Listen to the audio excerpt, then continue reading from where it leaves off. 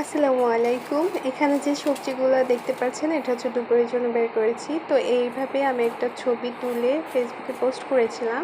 তো সেখান থেকে একটা আপু কমেন্ট করেছিলেন। জানি না উনি আজকে আমার ভিডিওটা দেখবেন কিনা।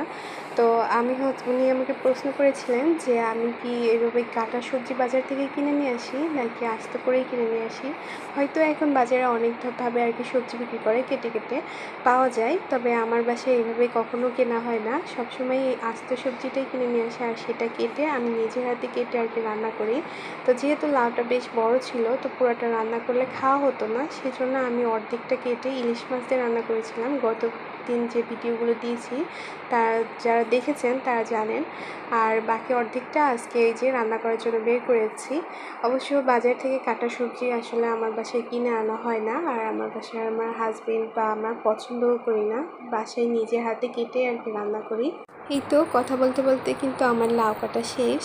তো আজকে ভিডিওটি এই পর্যন্ত। আল্লাহ হাফিজ।